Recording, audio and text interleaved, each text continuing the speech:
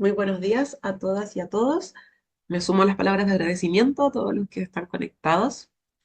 Y la idea de esta primera presentación es que hablemos el mismo lenguaje de ahora en adelante cuando nos refiramos a las semillas recalcitrantes, ya que el proyecto de fondo de investigación de bosque nativo que nos convoca en este seminario tiene como foco la recalcitrancia. Esta presentación tiene el objetivo de que comprendamos este concepto, sus orígenes, las características de la semilla recalcitrante, las implicancias que tiene para la conservación, para el manejo post cosecha, los desafíos que impone para la viverización, este tipo de semillas. Es hacernos una idea general para que de ahora en adelante, cuando hablemos de recalcitrancia, todos tengamos muy claro de qué estamos hablando cuando hablamos de recalcitrancia. La recalcitrancia es un concepto que no solamente lo encontramos en el área de las ciencias biológicas, de la propagación de plantas, de la fisiología de semillas, sino que es un concepto que se utiliza también en el lenguaje habitual. Es común encontrarlo en algunos artículos de prensa como un adjetivo para referirse a un colectivo o a un individuo, en este caso un deudor recalcitrante. Y el sentido que tiene este calificativo guarda relación con un comportamiento obstinado, porfiado, reacio, terco, incorregible, difícil, complicado, que es poco flexible también. Entonces nos preguntaríamos de qué manera las semillas podrían comportarse de esta forma, cómo las semillas pueden ser tercas, obstinadas, incorregibles, porfiadas. Y la verdad es que las semillas recalcitrantes sí tienen un tipo de comportamiento bastante complicado, son reacias al almacenamiento y en este sentido son nombradas de esta forma o calificadas como recalcitrantes. Y vamos a comprender por qué ocurre esto, por qué estas semillas son reacias al almacenamiento. Paradójicamente, muchas veces es más fácil entender el fenómeno de recalcitrancia conociendo o entendiendo su antítesis, que sería la ortodoxia. Muchas veces definimos la recalcitrancia en negativo o de acuerdo a sus ausencias. Las semillas recalcitrantes no se pueden almacenar, no toleran la desecación. Entonces partamos hablando por aquellas semillas donde sí se tolera la desecación, sí se pueden almacenar, y este tipo son las semillas ortodoxas. La ortodoxia tiene una incidencia o ocurre en cerca del 90% de las plantas con semilla del planeta. Es el fenómeno más habitual cuando nosotros nos encontramos o colectamos algún lote de semillas. ¿Qué pasa en este tipo de semillas que generan este comportamiento más tolerante? Las semillas ortodoxas durante su desarrollo en la planta madre comienzan con un proceso de embriogénesis y morfogénesis, donde se forman las estructuras vitales básicas de la semilla, el embrión principalmente, y luego este embrión que se formó comienza a madurar, podríamos llamar esta segunda fase de maduración. ¿Qué ocurre en la fase de maduración? Se comienza con un periodo de acumulación de reservas, lo cual es muy conocido por todos nosotros, la cantidad de nutrientes o de altas reservas que poseen algunas semillas.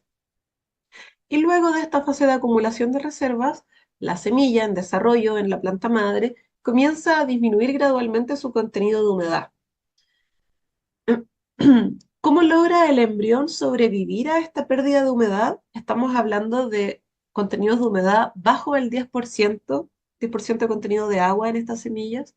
¿Cómo logra el embrión resistir esta desecación? Lo logra gracias a otro estadio de maduración que ocurre previo a la disminución gradual de la humedad, posterior a la acumulación de reservas, que se conoce como adquisición de tolerancia al secado y está caracterizado por la expresión de determinadas proteínas, la ocurrencia de algunos procesos metabólicos que le van otorgando al embrión esta tolerancia, el aumento en determinadas concentraciones de determinadas hormonas, por ejemplo el ácido abscísico, que generan esta tolerancia del embrión a la desecación a la que se va a llegar luego de esta pérdida gradual en torno a un 10% o menor de 10% de contenido de humedad, que es el contenido de agua con el que la semilla es desprendida al ambiente. Ahora nos podríamos preguntar por qué ocurre esto, qué sentido tiene que ocurra una desecación durante el desarrollo de la semilla. El sentido es que se disminuya el metabolismo al máximo posible. En las semillas ortodoxas, luego de que se disminuye la humedad, el metabolismo está en un estado quiescente, inactivo, en algunos casos dormante, y esto le permite a la semilla ser desprendida al ambiente y estar preparada para resistir condiciones ambientales que pudieran ser adversas. Por ejemplo, la exposición a la radiación solar, la desecación, todo el tiempo en el que va a estar en el ambiente previo a la germinación, en el caso, por ejemplo, de semillas dormantes. Entonces lo prepara para el periodo en el que estará la semilla previo a la germinación. Y no olvidemos que en el caso de las semillas ortodoxas, desde que se desprenden de la planta madre o desde que nosotros las colectamos, pueden estar en este estado quiescente durante mucho tiempo antes de germinar. Hablamos de meses, años, décadas o incluso siglos. Eh, Algunas especies, por ejemplo, de reconocida ortodoxia, el mayo, Sophora macrocarpa, que tiene humedades inferiores al 10%, puede estar en ambientes con una humedad relativa cercana al 15%, así de baja, y aún así tener una viabilidad superior al 80% o cercana al 80%. Lo mismo Notofagus oblicua, el roble, Porliera chilensis, Guayacán, con humedades bajo el 10%, entre el 5 y el 10%, y humedades relativas ambientales cercanas al 15%, tienen una alta viabilidad. Sin embargo, lo que nos convoca acá a la recalcitrancia, estas semillas en su desarrollo en la planta madre pasan por esta misma etapa de embriogénesis y morfogénesis, luego la maduración, acumulación de reservas, y luego de esta acumulación de reservas, así sin más, se desprenden de la planta madre, no pasan por los procesos que pasan las semillas ortodoxas, es decir, no pierden humedad dentro de la planta madre, el embrión no adquirió tolerancia al secado, al tener humedades altas, no disminuye su metabolismo y son desprendidas de la planta madre con un metabolismo activo camino hacia la germinación. Por lo tanto, estas semillas, que se estima que es alrededor del 8% de las plantas del mundo que poseen este tipo de semillas, desde que se desprenden de la planta madre, germinan en un lapso de días, semanas en algunos casos, y en muy pocos casos demoran meses en germinar en la cantidad de tiempo que podría tolerar una semilla ortodoxa, que ya hablábamos de años o siglos incluso en algunos casos. Hay algunas especies que son recalcitrantes extremas, que son aquellas que no toleran en nada la desecación, y es más, su metabolismo es tan activo cuando están en la planta y no sufren ninguna inactividad metabólica, que germinan dentro de la planta madre. Esto se conoce como viviparía y es la recalcitrancia extrema. Si volvemos a la definición de recalcitrante como alguien obstinado, terco, estas semillas serían las más tercas del mundo vegetal, en el sentido de que van a germinar y no van a permitir, por decirlo de una forma coloquial, que nada ni nadie les impida germinar, incluso estando aún todavía en la planta madre. Este sería el extremo recalcitrante.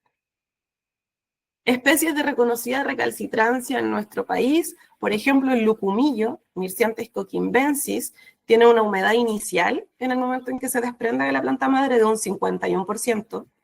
Recordemos que las ortodoxas eran inferiores al 10%. Pero luego, si se seca en torno al 18%, ya no germina en absoluto, anula completamente su viabilidad. Lo mismo ocurre con Legrandia concina, la luma blanca o luma del norte. Tiene un contenido de humedad inicial cercano al 65%, germinaciones que superan el 90%, pero luego si se seca al nivel que resiste una semilla ortodoxa, anula absolutamente su germinación. Lo mismo Araucaria araucana.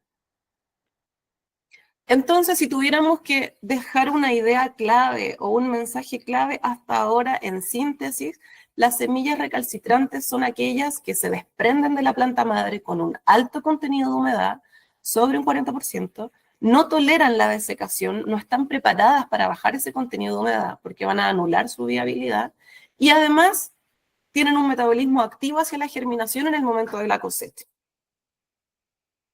Ahora bien, ¿cómo podemos reconocer estas semillas recalcitrantes a priori, sin tener que hacer estudios de desecación, de germinación?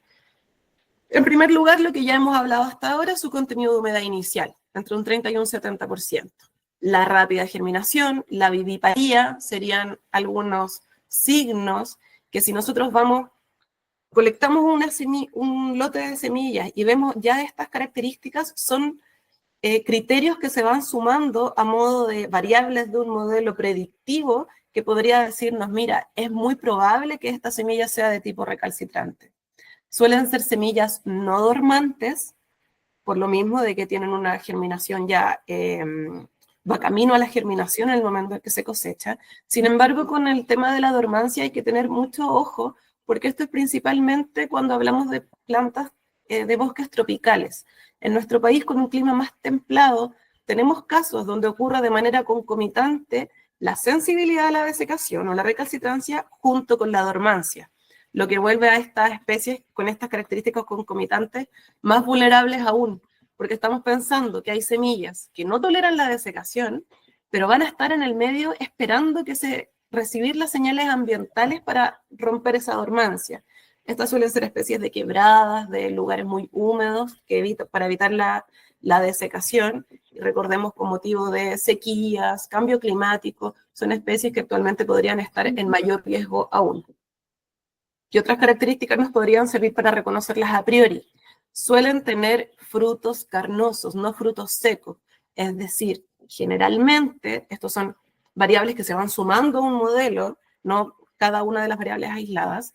Generalmente son frutos de tipo bayas, drupas, no suelen ser, por ejemplo, aquenios, nueces, samaras, esos son tipos de ortodoxia. Entre más carnoso es el fruto, más húmeda va a permanecer la semilla dentro de este fruto. Y como unidad de dispersión le va a otorgar esta humedad que la semilla está necesitando para mantenerse viable. ¿Ya? Lo bueno de estas características que estoy nombrando es que son bastante intuitivas o bastante lógicas cuando uno comprende el fundamento detrás de la recalcitrancia. No hay que memorizarla, sino que ya entendiendo que no toleran la desecación, podemos hacernos la idea del tipo de fruto. Con el síndrome de dispersión ocurre lo mismo, ya que no son frutos secos, no suelen ser semillas que se dispersen por viento, por ejemplo, sino que se dispersan por gravedad, por cursos de agua, por animales, dado que son frutos carnosos, entonces también se suman variables. El tamaño de la semilla también es un criterio muy importante, de hecho es uno de los más importantes. Hay algunos modelos predictivos de recalcitrancia que le dan mucho peso al tamaño que tiene la semilla. Cuando el peso de 1000 semillas supera los 500 gramos, es una variable que me está diciendo con mucha fuerza que esta semilla podría ser recalcitrante. ¿Por qué es esto? Porque tiene un alto contenido de humedad, tiene un alto contenido de nutrientes, también es endosperma. Respecto del tamaño, hay dos hipótesis principales de por qué las semillas recalcitrantes son tan grandes. Uno de ellos es que el mayor tamaño genera mayor protección al embrión porque la tasa de desecado es más lenta, hay mayor cantidad de tejidos que van a proteger al embrión. Y en segundo lugar, le va a dar cierta independencia a esta semilla de las condiciones externas, porque va a tener mucha más agua y más nutrientes, no va a necesitar esperar condiciones del medio para germinar. Por eso suelen ser de tamaño más grande. La estacionalidad de la dispersión es otra variable que podemos considerar. También hay algunos modelos predictivos que consideran la pluviosidad en el mes que la planta naturalmente desprende sus semillas, las temperaturas de este mes, porque suelen ser plantas que desprenden sus semillas en meses lluviosos, donde no hay mucha radiación solar, todo para proteger de la desecación. Vuelvo a insistir en lo intuitivo que es cada uno de estos criterios. También tienen una baja relación de la testa, es decir, de las estructuras de cubierta de la semilla respecto de la masa. En otras palabras, tienen cubiertas muy delgaditas en relación con el tamaño que tiene esta semilla. No invierte recursos limitados en tener cubiertas que la protejan del medio. ¿Por qué? Porque va a estar muy poco tiempo en el medio siendo semilla. Va a germinar rápidamente, no necesita tener una cubierta que la proteja de patógenos, que la proteja de la radiación necesariamente, si bien podría ser una característica beneficiosa. En términos de eficiencia de uso de recursos, se prefiere no invertir en una testa probablemente a nivel evolutivo, porque la semilla va a estar poco tiempo en el medio. No así una semilla, por ejemplo, que nosotros encontremos en el desierto de tipo ortodoxa, quizás cuánto tiempo, meses o años va a estar ahí y necesita tener una cubierta resistente que proteja la vida que hay dentro de la semilla.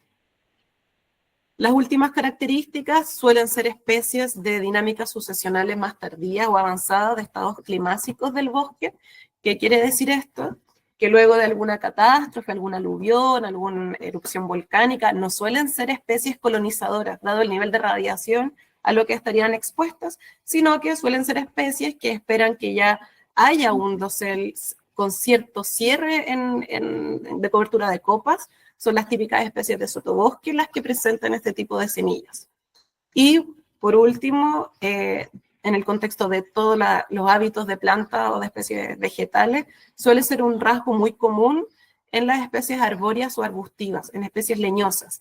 Es decir, si en un inicio yo les decía que la recalcitrancia se da en menos del 10% de las plantas del mundo, si consideramos solo los árboles y arbustos, se da en más del 30% de los árboles, es decir, una característica muy asociada a la leñosidad.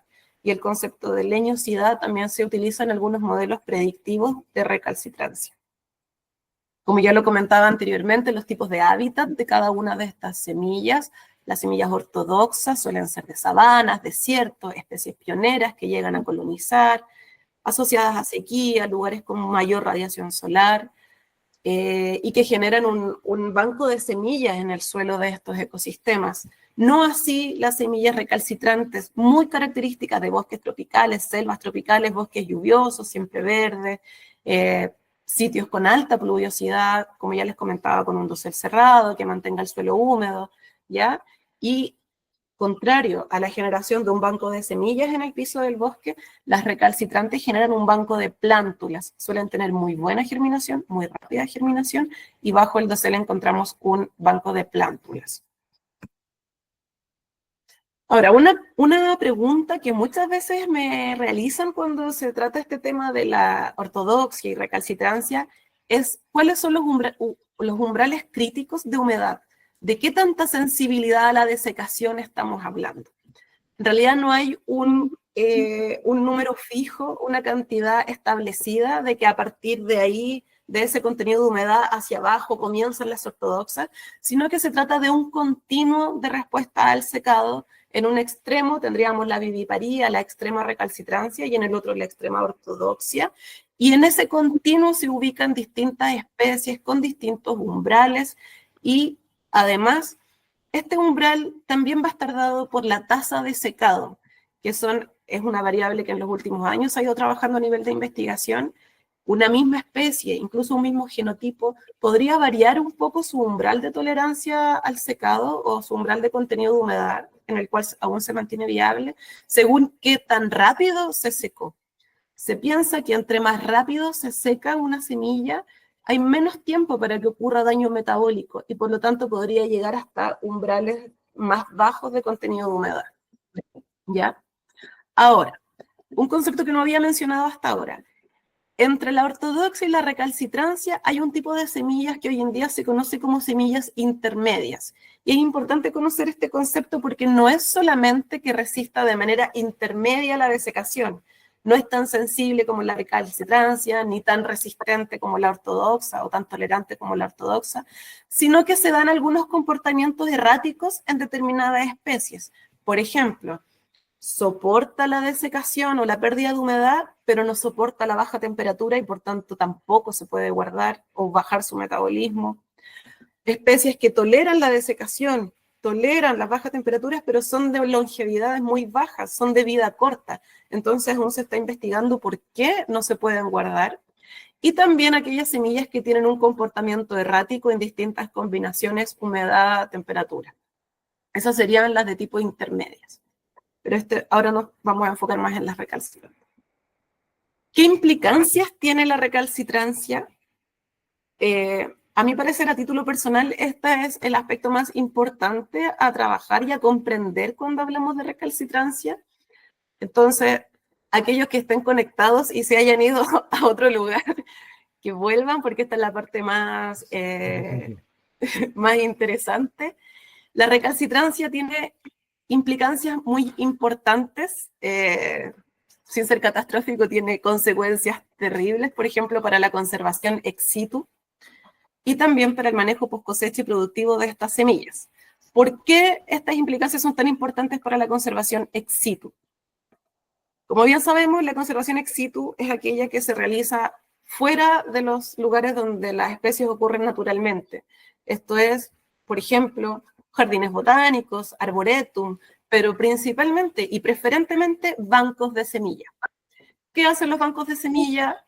Guardan las semillas para un futuro, tratando de mantener la viabilidad o la calidad de la semilla, extender en el tiempo esta viabilidad el mayor tiempo posible.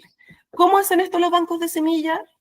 Al igual que la planta madre, secando la semilla y dejándola, en este caso de los bancos de semilla, a bajas temperaturas para bajar su metabolismo, detener procesos de envejecimiento y que así se mantenga viable.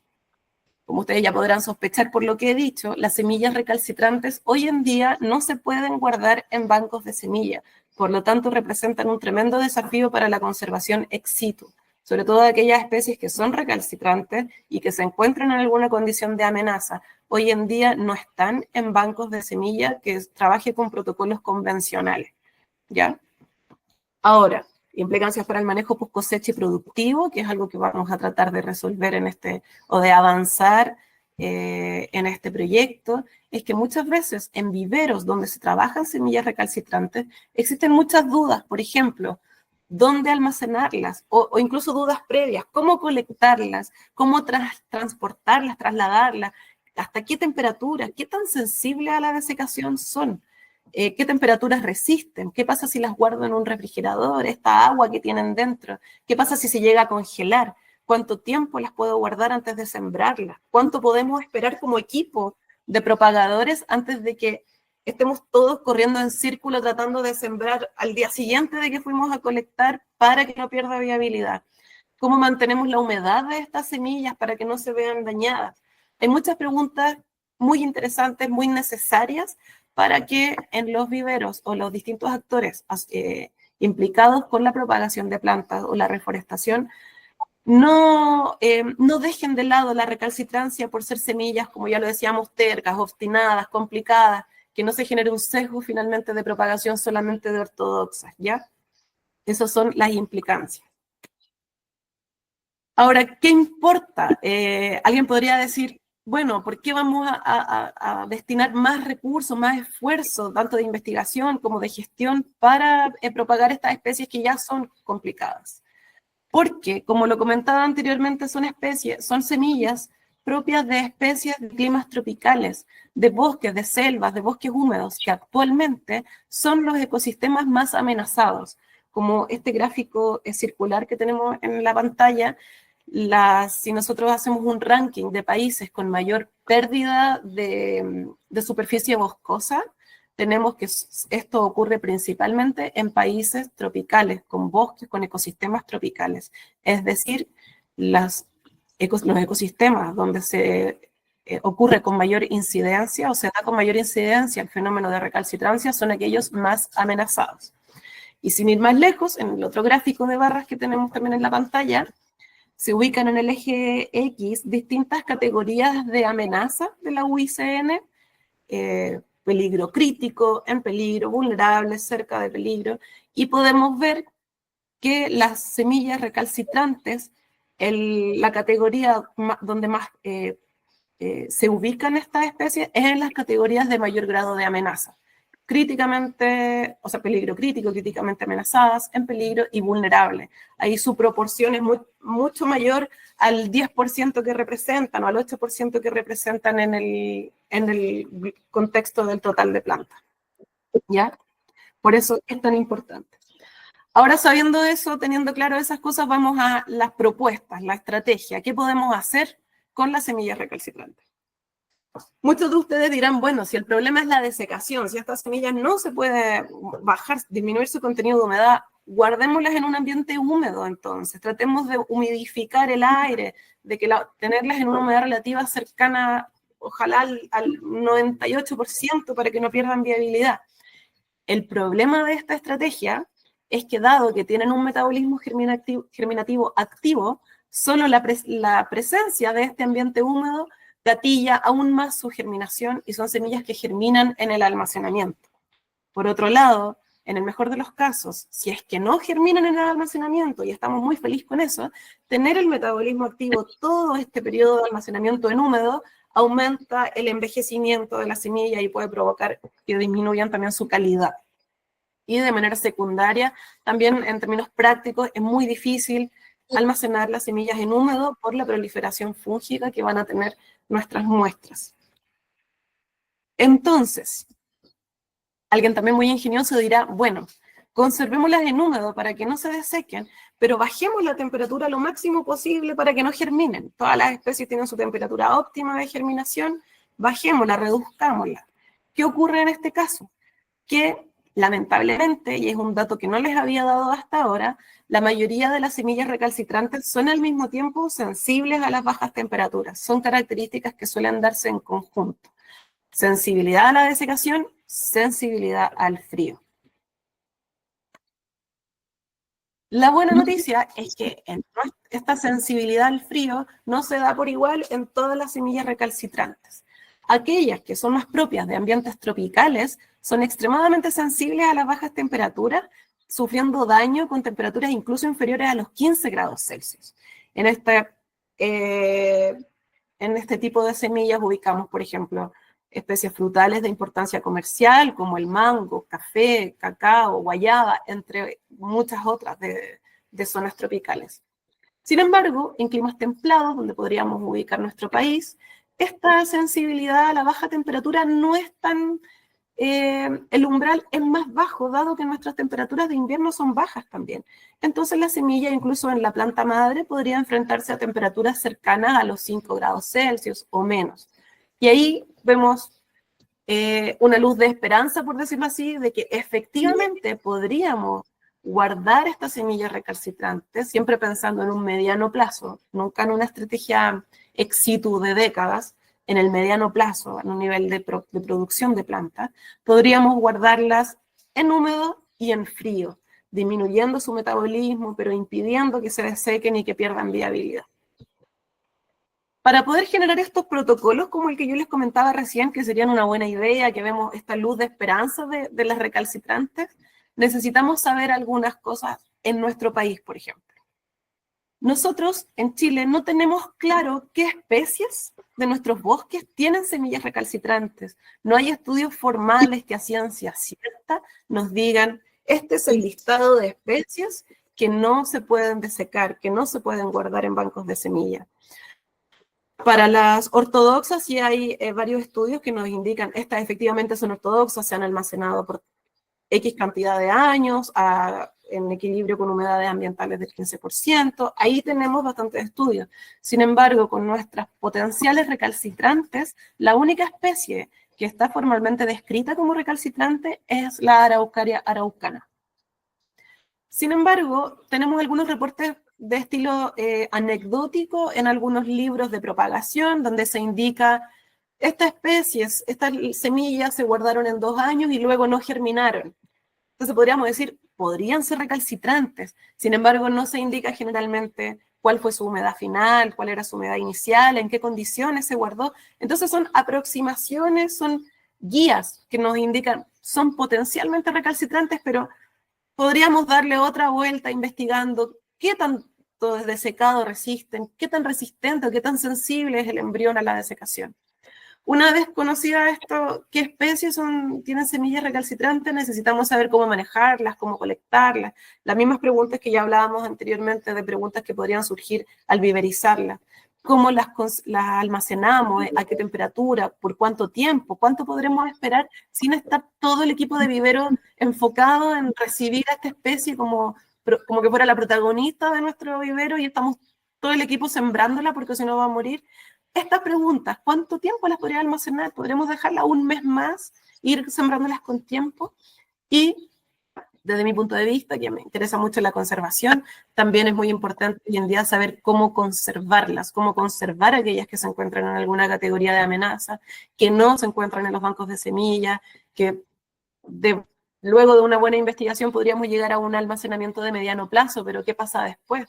Sobre todo si son semillas de especies cuyos hábitats están sometidos a una creciente amenaza in situ. Entonces necesitamos tener un respaldo.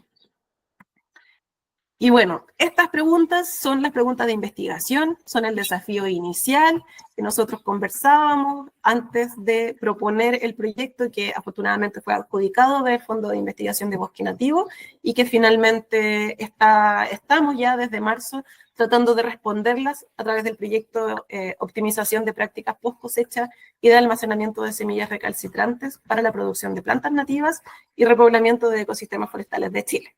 Un nombre un poco largo, pero en definitiva es responder estas preguntas que les comentaba que son de la mayor importancia.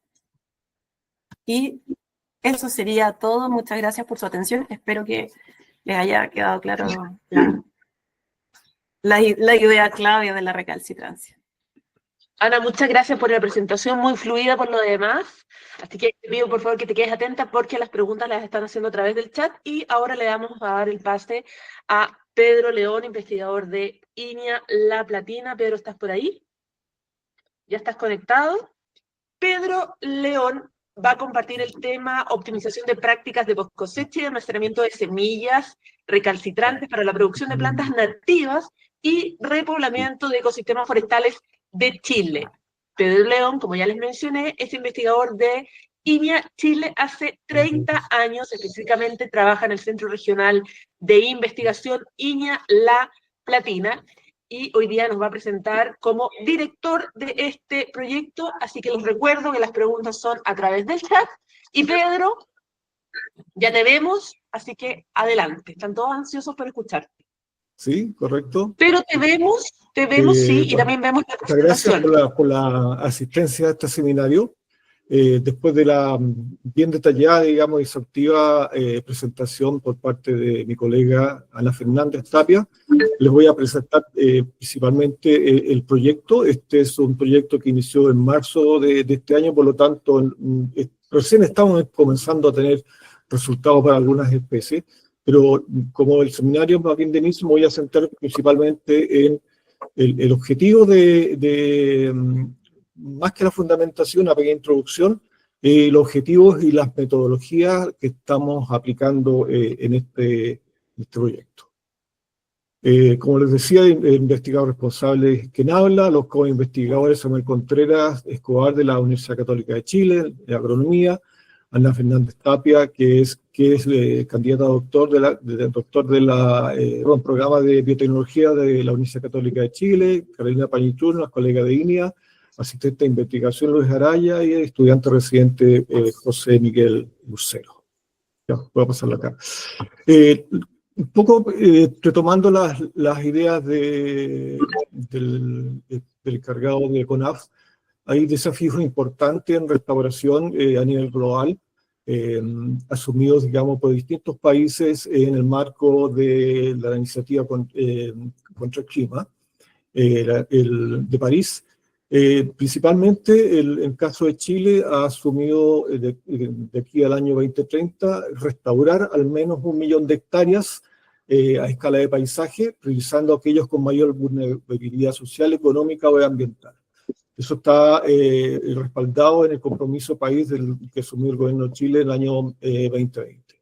Asimismo, digamos, en ese dicho compromiso, y en marco de distintas compromisos e iniciativas internacionales, nuestro país ha asumido el compromiso de restaurar al menos 100.000 hectáreas con especies nativas.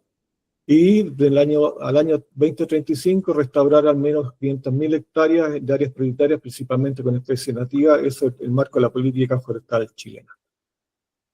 Nosotros cuando hablamos de restauración a escala de paisajes pensamos en esto, obviamente, y el proceso de restauración en general está bien determinado, existen las capacidades en los países o se han desarrollado las tecnologías a nivel global para poder comenzar a restaurar, pero la restauración no es solamente un proceso aislado. Hay que considerar que cuando uno parte de un proceso de restauración ve un ecosistema en el cual, digamos, está totalmente degradado o destruido, y quiere llegar a tener una imagen, entre comillas, del ecosistema que fue dañado. Por lo tanto, para ello debe desarrollar un plan de restauración, y ese plan de restauración sí debe considerar un programa o un plan de abastecimiento de germoplasma, especialmente semillas. Y algo que normalmente está muy escondido, entre comillas, está muy poco considerado, es que para poder restaurar se requieren propágulos, se requieren semillas. Y dentro de las semillas, en el proceso de obtención de semillas, lo que se denomina actualmente cadena de abastecimiento o cadena de suministro de semillas, hay distintas actividades que normalmente se realizan o se realizan, digamos, sin necesariamente protocolo bien establecido o dentro de un plan o de un programa. Ahora, ¿por qué es importante el tema de las cadenas de semillas? ¿Por qué es importante la conservación de semillas, especialmente abordar el tema de las semillas recalcitrantes? Porque el clima está cambiando, el clima está cambiando, existe una crisis climática a nivel global que ya está bien documentada, bien establecida, y eso también ha generado, producto de las presiones antrópicas y la degradación del ecosistema, una crisis a nivel de biodiversidad. Esta es una foto, por ejemplo, del bosque nativo, del matorral, o bosque esclerófico, mejor dicho, al finales 2019, donde ocurrió una sequía extrema y muchas de las especies arbóreas murieron. Por lo tanto, esto genera, digamos, que muchas especies no produzcan semillas. Lo mismo, digamos, producto de la sequía, se incrementa la probabilidad de incendios forestales. Y todos esos factores van a estar determinando, digamos, problemas en cuanto a la disponibilidad y el acceso a las semillas nativas. Estimaciones recientes que hemos realizado en nuestro laboratorio indican que, por ejemplo, para restaurar al menos 17.000 hectáreas de 3 tipos de bosques escleróficos en la zona central del país, se requieren al menos entre 21 a 587 toneladas de semillas. Ustedes cuesta imaginar, digamos, la cantidad de 587 toneladas, pero este rango, esta alta cantidad de semillas, toneladas de semillas, es porque a veces las semillas tienen problemas de calidad. Tienen problemas de calidad o problemas de germinabilidad. En cambio, por ejemplo, cuando obtenemos semillas de alta calidad y de alta germinabilidad, la cantidad de semillas que uno requeriría debería ser mucho menor. Y esto va a depender también de las especies, variable que puede depender de la exposición, por ejemplo, la ladera de exposición norte respecto a la ladera de exposición sur, la densidad poblacional y también el tamaño de la semilla.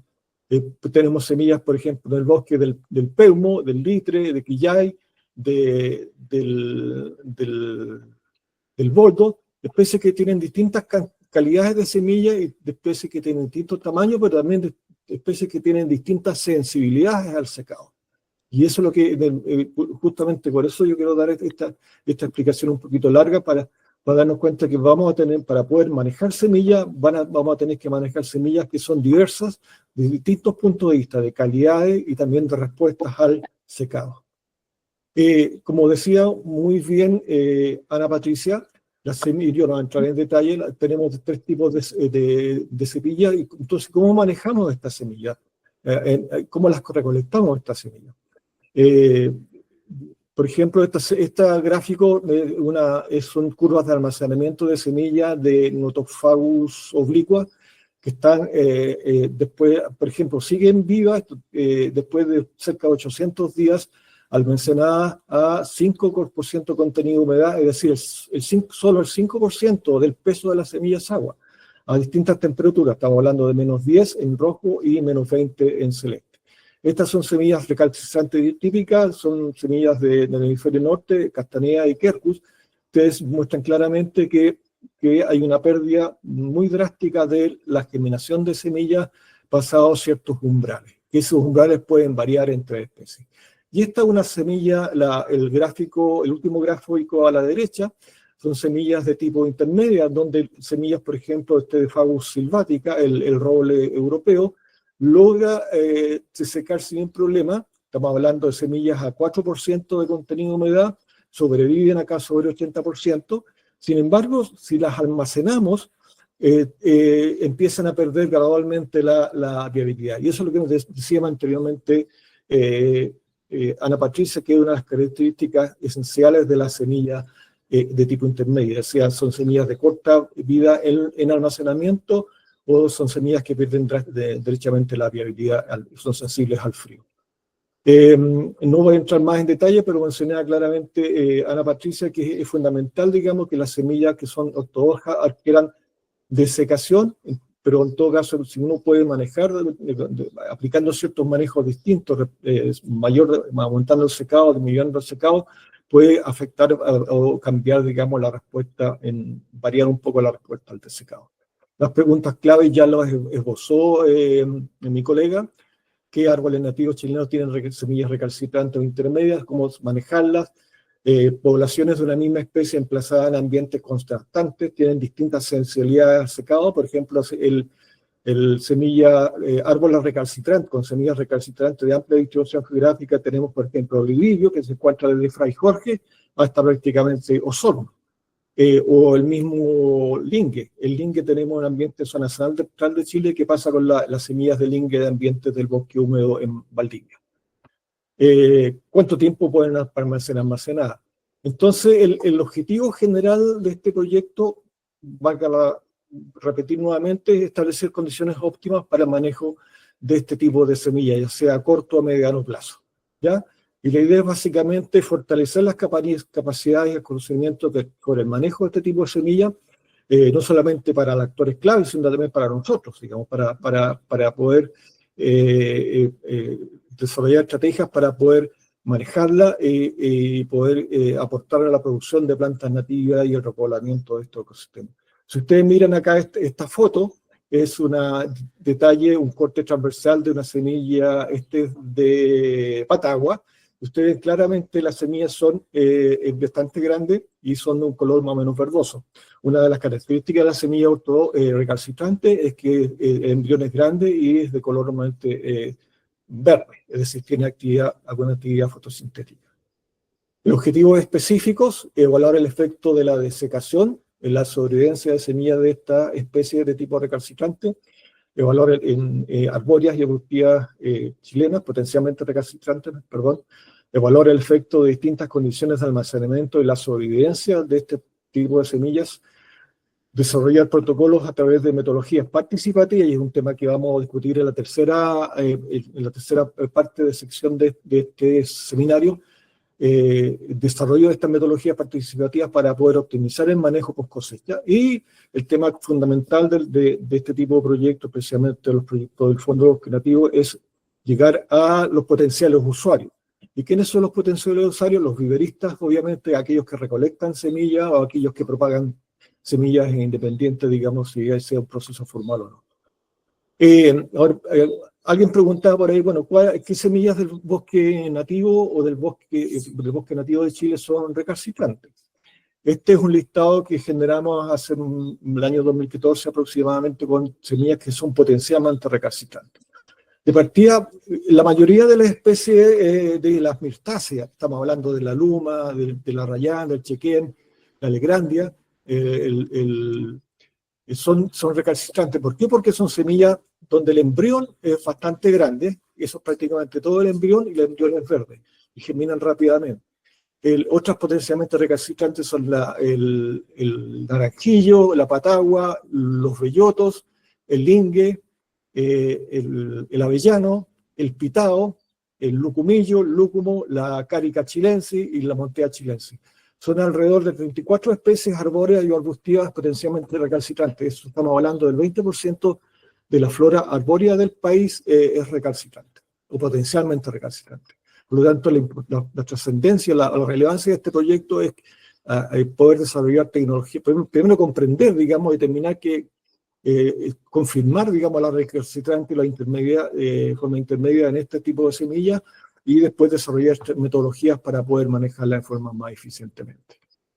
Como la parte de metodología, muy rápido, hemos ido a terreno de distintas partes de Chile, en la zona centro-sur especialmente. Hemos recibido bastante apoyo de viveristas, de guardaparques de CONAF.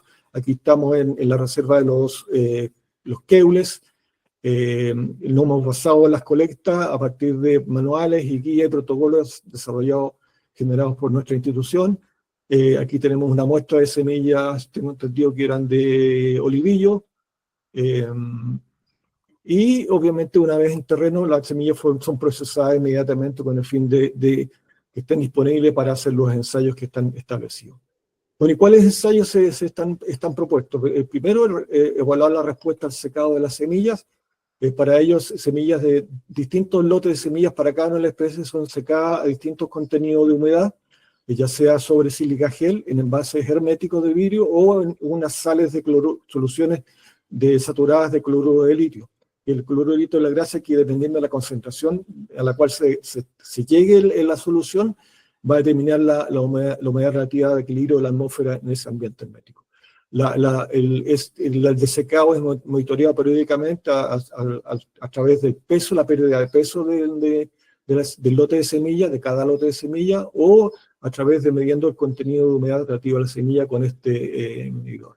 Una vez que las semillas alcanzan el contenido de humedad deseado, estas son puestas durante 3 días en un envase de aluminio y cerrados herméticamente con el fin de que las semillas dentro del lote se homogeneicen la humedad, el contenido de humedad.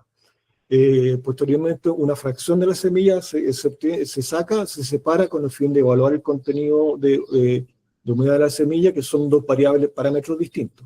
Estamos hablando del contenido de humedad y la humedad relativa de equilibrio. Si no, hay algunas consultas, las podemos detallar posteriormente. Y una vez que se alcanza la humedad y se evalúa o paralelamente al evaluar el contenido de humedad, el resto de las semillas que están secadas, digamos, llevan a germinación. Este es un ejemplo de un dato preliminar que hemos obtenido esta temporada, donde, por ejemplo, tenemos para el lingui y el olivillo las curvas del secado de la semilla. Vemos claramente que ambas especies bajan el contenido a 50%, bajan la viabilidad a menos del 50%, alrededor del 30% de contenido de humedad. Bajo esta humedad, las semillas de lingui y olivillo pierden drásticamente la viabilidad al secado. Ahora, hay otra forma distinta de evaluar la desecación y la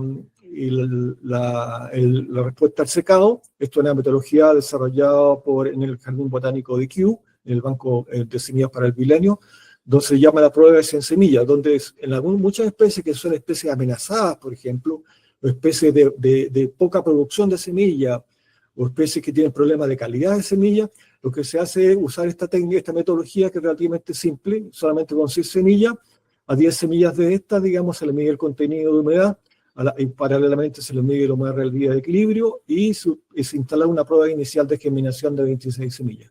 Posteriormente, cuando la semilla, esta es la prueba de germinación inicial, la prueba en fresco. Posteriormente, cuando se mide la humedad relativa de equilibrio, una fracción de ellas se almacenan en húmedo, el resto similar se seca y se almacena en secado. Se evalúa la humedad relativa de equilibrio en el que han alcanzado, y después de esto se evalúa el contenido de humedad y se siembran después de cierto periodo.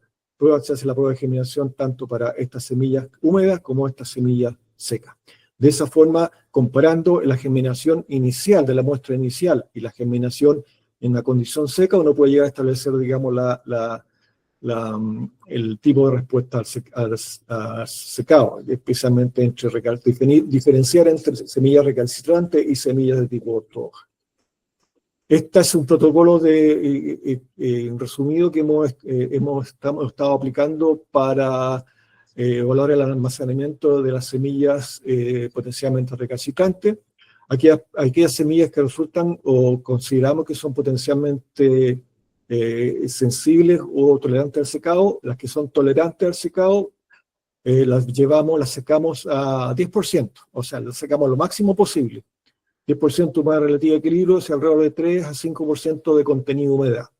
Se mide el contenido de humedad, se hace una prueba de control, se almacenan las semillas a 5 grados por distintos periodos de tiempo, y otras muestras también se almacenan a 18 grados bajo cero a distintos periodos de tiempo. Cumplido cada periodo de tiempo, se hacen las pruebas de germinación. Aquellas semillas que son sensibles al secado, se hace un control de germinación al inicio y se hace un almacenamiento húmedo, ya a 5 grados a 10 grados Celsius, por distintos periodos de tiempo. Y terminado cada uno de los tiempos de almacenamiento, se hace la prueba de germinación. Ensayos participativos es algo importante que vamos a discutir en la siguiente presentación, la siguiente sección, pero básicamente la idea es desarrollar metodologías participativas con los viviristas, con los interesados en participar en este proyecto. Para ello, en este seminario taller vamos a tener una discusión abierta, conocer las experiencias y las necesidades tecnológicas en el manejo de semillas por parte de los participantes.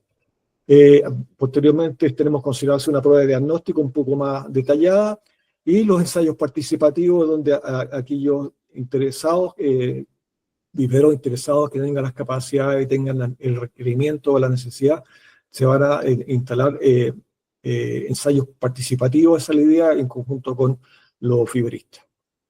La difusión es un tema fundamental. Aquí no hay una metodología, obviamente hay distintas actividades de capacitación. Primero la capacitación in situ en colecta de semillas durante las colectas del proyecto. Es decir, por ejemplo, si vamos a hacer una colecta a un parque nacional, tratamos de involucrar a los guardaparques de forma de que haya una interacción. Porque al final de cuentas tenemos que entender que nosotros no somos los especialistas en 100% en esto, porque no tenemos la experiencia de poder conocerla, de hacer investigación en todas estas semillas recalcitrantes para especies nativas de Chile. Pero sí creemos que los fiberistas, los guardaparques, aquellas personas que trabajan en esta área, tienen mucho también que aportar al conocimiento, digamos, sobre el manejo post cosecha y colecta de estas semillas. Vamos a realizar un curso en línea en colecta de semillas, que va a estar abierto a todos los interesados.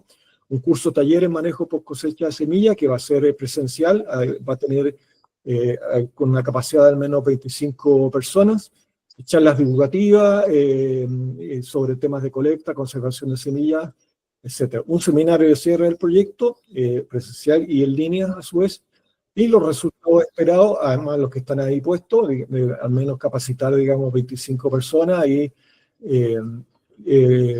la respuesta, un resultado del objetivo número 1, resultado de la respuesta al secado de la semilla, resultado del almacenamiento de semillas, informes diagnósticos sobre las capacidades y requerimientos de tecnología por semillas por parte de los viveristas, un manual o guía práctica sobre colecta y procesamiento de semillas y del tipo intermedia, y fichas técnicas para cada una de las especies que hemos estudiado.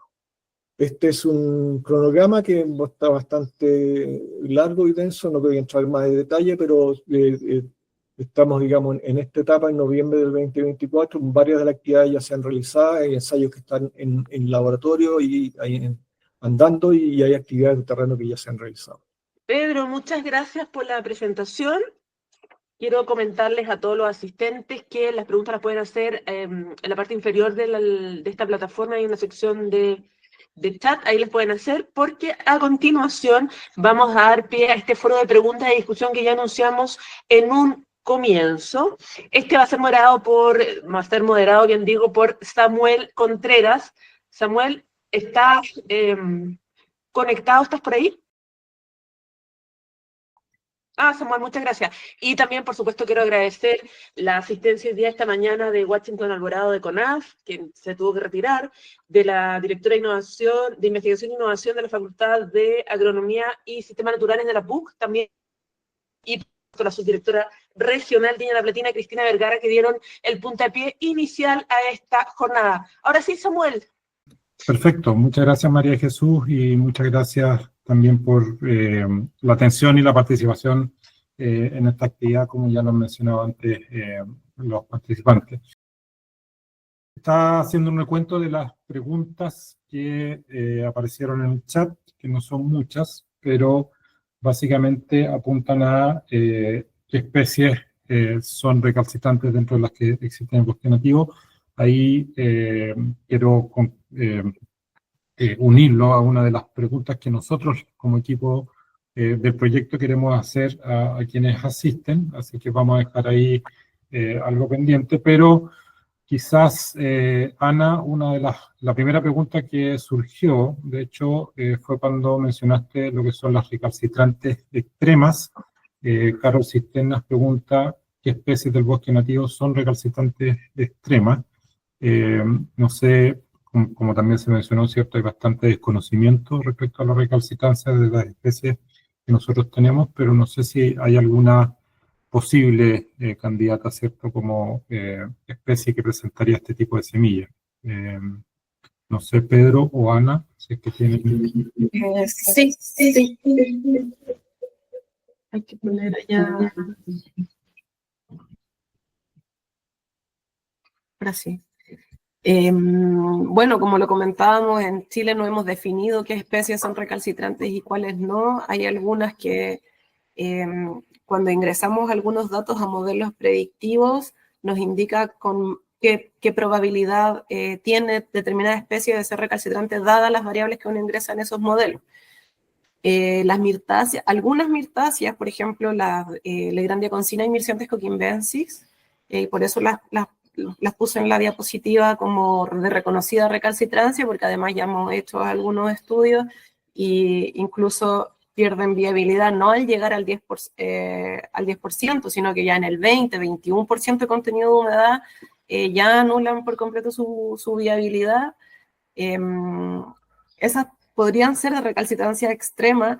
Sin embargo, cuando uno, para dar un dato adicional, cuando uno aplica estos modelos probabilísticos, una de las variables que más peso se le da al modelo son las variables taxonómicas, es decir, dentro de todas las variables, ya sean morfológicas o ecológicas, que uno podría considerar para determinar qué especie tiene más probabilidad de ser recalcitrante, se ha llegado a la conclusión de que la taxonomía, es decir, la respuesta al secado que tienen otras especies emparentadas, es aquella variable del modelo que tiene mayor importancia o mayor peso. En este sentido, por ejemplo, las mirtáceas, que es una familia muy grande en el mundo, con más de 500 especies, si no me equivoco, tiene muchas especies ortodoxas. Por lo tanto, muchas de nuestras mirtáceas, al incluir la variable taxonómica en los modelos, nos indican que pueden ser potencialmente ortodoxas.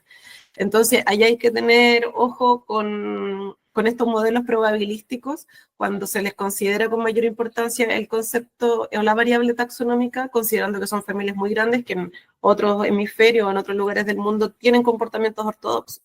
De hecho, sin ir más lejos, el eucalipto es parte de las mirtáceas y no tiene problemas de recalcitrancia. Sin embargo, varias de nuestras mirtáceas chilenas no se pueden almacenar, o sabemos con reportes de propagación de que no se han podido guardar semillas de un año a otro. Entonces, tenemos algunas especies potencialmente recalcitrantes, algunas potencialmente extremas recalcitrantes. Sin embargo, hay que tener ojo con estos modelos probabilísticos también. Gracias, Ana. Había otra pregunta también sobre el café, si no me equivoco. Sí, Rosa Vega, desde Venezuela, nos hace la pregunta si decía, el café es recalcitrante. Saludos desde Venezuela, ¿la semilla de café es intermedia o recalcitrante? Según yo tengo entendido, la semilla de café es de comportamiento intermedio.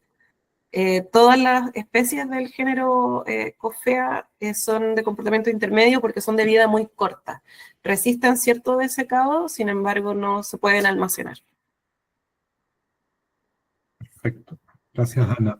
Hay una pregunta que recién nos hace Viviana Barricarrer, perdón.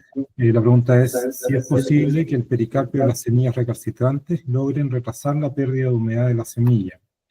Almacenadas sin pericarpio, como es recomendado para el peumo, por ejemplo, ¿podría ser detrimental para la semilla? Sí, la verdad es que nosotros en el laboratorio hemos intentado almacenamiento con o sin pericarpio y para las diferentes especies ha sido un comportamiento distinto. Entonces, la verdad, dar una respuesta absoluta, sobre todo con el tema de recalcitrancia, hay muchos comportamientos que son especies específicos e incluso genotipos específicos, o que son, como lo mencionaba el profesor Pedro, que también lo vamos a estudiar en el proyecto, tienen que ver con la población. Hay algunos estudios, la población de las especies, si son poblaciones de determinados climas, de mayor altitud. Hay hay algunos estudios también que comparan tipos de almacenamiento con y sin pericarpio, almacenar las semillas con o sin fruto, pero por un lado tenemos el tema del ataque de patógenos. También, por ejemplo, en el caso de las semillas de peumo, nosotros la hemos almacenado con y sin pericarpio. En un inicio, al almacenarlas con pericarpio, hicimos un protocolo de desinfección para evitar la proliferación fúngica con hipoclorito de sodio y con fungicida en polvo. Y la verdad es que perdimos una gran cantidad de semillas almacenadas por ataque de hongos. Ahora las estamos guardando sin pericarpio, no han germinado y se encuentran en buen estado, sin embargo, nosotros las almacenamos un mínimo de 6 meses y falta todavía el proceso de evaluación de viabilidad, si es que se generó algún daño por almacenarlas de esta forma. Pero reitero, cada especie es un mundo distinto y más aún, en algunos casos son respuestas genotipo específicas o que depende de la población en la cual se colectaron las semillas. Perfecto, muchas gracias, Ana. Hay otra pregunta de Mónica Mosalem, quien agradece la presentación, y consulta respecto a si nos puedes dar algunos ejemplos de semillas intermedias y explicar un poco más ese concepto. Ya.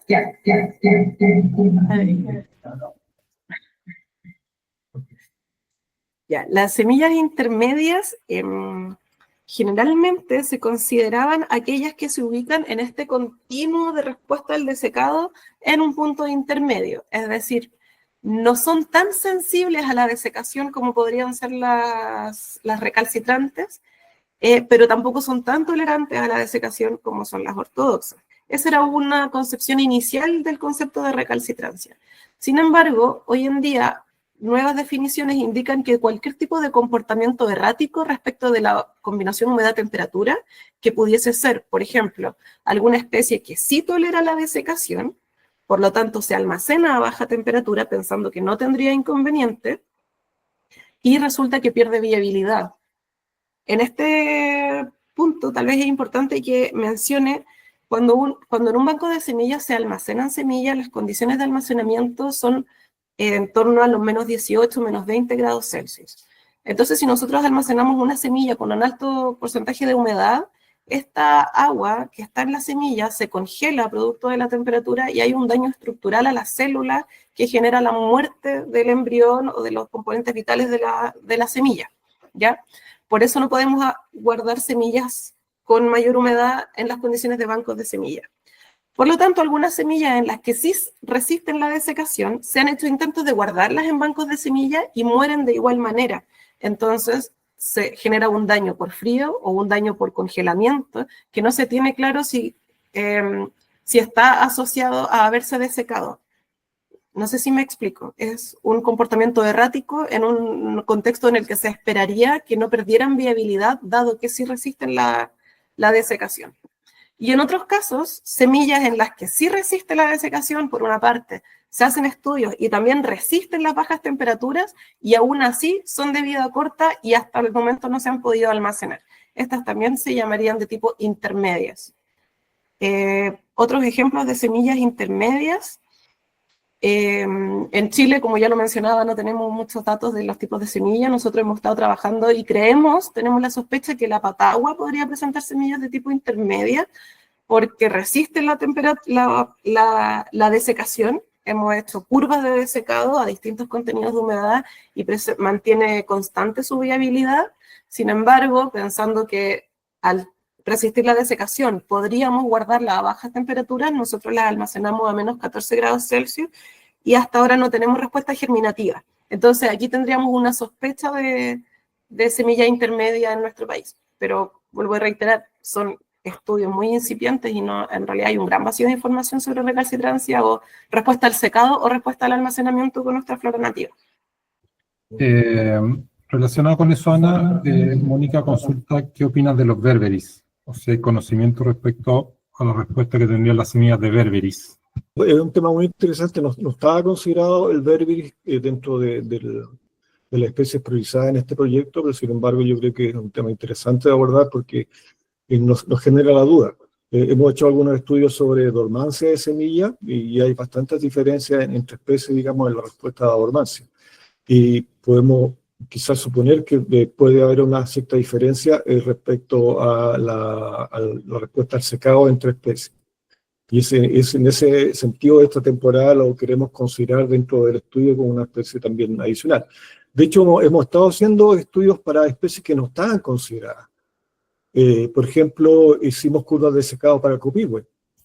y cupigüe probablemente es intermedia o es recalcitrante. El cupigüe, la semilla de cupigüe no serían ortodoxas, según los datos que hemos estado viendo. Por lo tanto, hay un mundo mayor de especies que no están consideradas inicialmente en esta propuesta, porque nos centramos en las especies arbóreas principalmente, que podrían, aquellas especies, por ejemplo, las enredaderas, no sabemos el tipo de respuesta, e inclusive es muy factible que especies de ambientes acuáticos presenten también semillas de tipo recalcitrante. Así que la idea de este proyecto es como un punto de partida. De hecho, Ana Patricia está haciendo la tesis de doctorado, está incorporando algunas especies dentro de esos estudios, y que nosotros tratamos de apuntar hacia ir desarrollando, aplicando nuevas tecnologías para la conservación. Una vez que determinemos la respuesta al secado de estas especies, poder como grupo, digamos, de trabajo, incorporar otras tecnologías como la conservación in vitro o la criopreservación.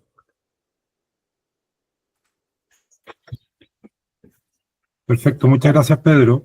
En el chat al menos no hay más preguntas. No sé si alguno de los asistentes desea hacer alguna pregunta vía micrófono. Si no, yo voy a proyectar una lámina que tiene la idea básicamente de hacer un par de preguntas. Aprovecho de, como equipo, como mencionó Pedro, la idea es poder aprovechar la instancia y generar participación con ustedes y ganar información respecto a tanto especies que podrían ser interesantes de estudiar, como ya han salido algunas ideas, como mencionó Mónica, ¿cierto?, en el caso de los Ferberry. Y la primera pregunta que queremos hacerle es si además de las especies nombradas durante la presentación, hay alguna otra especie que ustedes consideren que presentan semillas que podrían ser recalcitrantes o intermedias, ¿ya? De manera de poder pensar en su inclusión dentro de los estudios del proyecto. Y ahí lo que les pediría, si es que en el chat pueden escribir su respuesta, ¿cierto? Indicar si es que, nuevamente, además de las especies que se han incluido en el proyecto, yo ahí copié, ¿cierto?, la que Pedro nos mostró durante su presentación, de manera de que si hubiese alguna que de acuerdo a la experiencia que ustedes tienen, podría caer dentro de la clasificación de recalcitrantes o intermedia, la pudieran indicar. ¿Ok? Ya nos apareció alguna respuesta de Boldo, Bomarea, Salsilla, Alstroemeria. Y como les decía, nuestra idea es poder saber si es que una vez vistas las presentaciones y entendiendo qué entendemos por recalcitrancia y una respuesta intermedia al almacenamiento y a la desecación, si es que hay alguna o algunas otras especies que ustedes considerarían como potenciales recalcitrantes. Una segunda pregunta que queremos aprovechar de realizar es de las especies nativas que tendrían semillas recalcitrantes, que son ciertos las que se han presentado durante el seminario, ¿cuáles son las tres que ustedes consideran más importantes de estudiar? ¿Ya? Y la idea es que ojalá en su respuesta pueden ser de 1 a 3, y si incluyen más de una, ojalá ponerlas ranqueadas de lo que ustedes consideran más a menos importante, ¿ya? La importancia, en este caso, puede estar perfectamente asociada a la importancia que para ustedes tiene por la frecuencia de manejo, ¿cierto? La demanda que puede tener una especie en términos de necesidad de propagación, o ya sea por problemas que ustedes han experimentado con cierto tipo de semilla, según esas distintas variables, ¿cierto? Que ustedes nos pueden decir de las distintas especies que se han abordado, ¿cuáles ustedes considerarían las tres de mayor importancia? Voy a volver a poner la lámina donde están las especies, de manera que puedan revisar de ahí si es que hay alguna que presente mayor importancia. Ahí ya nos han mandado algunas respuestas. Muchas gracias, Benjamín. Benjamín nos indica polvo, cárica, uvas conceleas y citronela.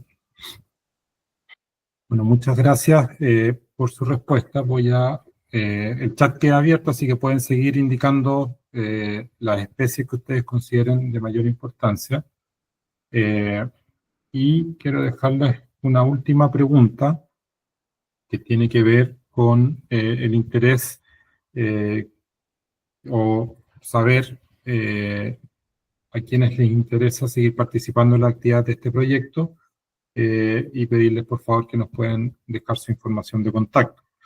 Como indicó Pedro, ¿cierto?, en su presentación, al tocar la metodología que hay en el proyecto, parte importante de las actividades que se van a hacer, ¿cierto?, descansan en poder realizar ensayos, poder realizar ciertas entrevistas, conocer, ¿cierto?, sobre las prácticas y también sobre las posibles aplicabilidad práctica que van a ir teniendo los resultados del proyecto con quienes van a ser usuarios de esta información, ¿cierto?, con ustedes. Por lo tanto, para nosotros es muy importante poder tener esa información de manera de poder contactarlos y ver la posibilidad de realizar distintas actividades o simplemente poder invitarlos a los próximos seminarios, capacitaciones que vayan saliendo del proyecto.